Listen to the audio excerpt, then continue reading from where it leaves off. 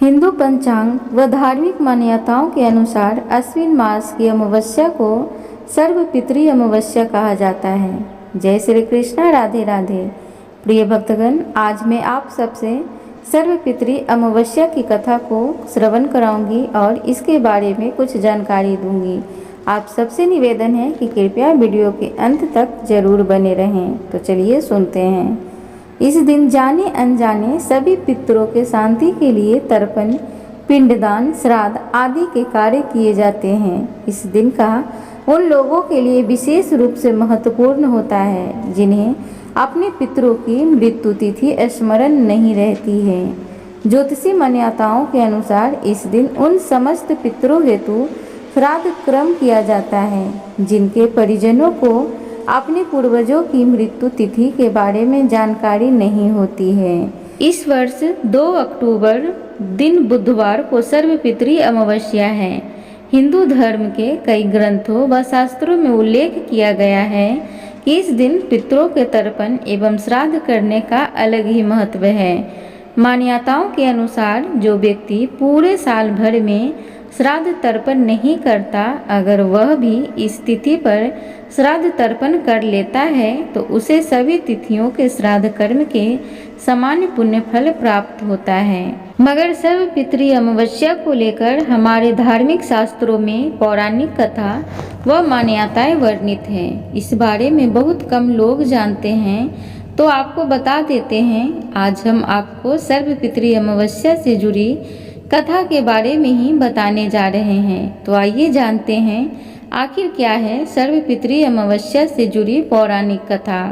तो चलिए बड़े ही मन से और श्रद्धा भाव से कथा को श्रवण करते हैं। पौराणिक समय में अग्निस्वात और महर्षि पद नाम के पितृदेव थे।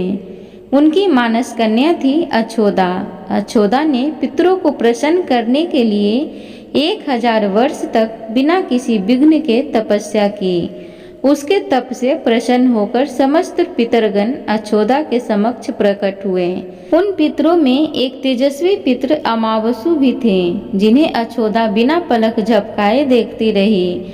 वो उनमें इस तरह मग्न हो गई कि उसने अपने पितरों की बातों को अनसुना कर दिया।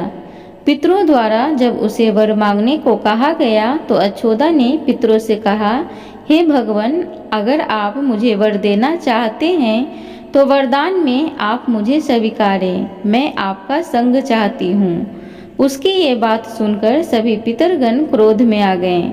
उन्होंने अछोदा को वरदान की जगह श्राप दिया कि वो पितर लोक से पृथ्वी लोक पर जाएगी।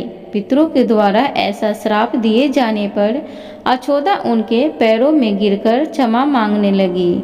यह देखकर पितरों को उस पर दया आ गई।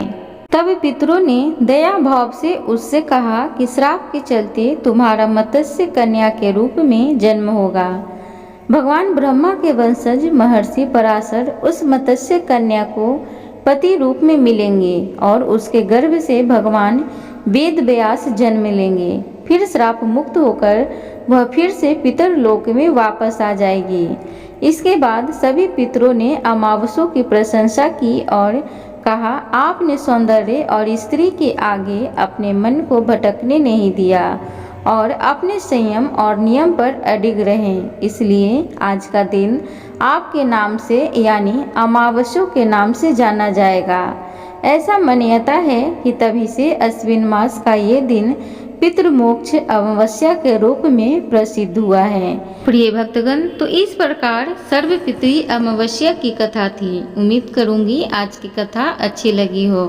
तो कृपया चैनल को जरूर से जरूर सब्सक्राइब करें और वीडियो को लाइक जरूर करें। कमेंट बॉक्स में हरि नाम का जयकारा जरूर लगाएं। धन्यवाद।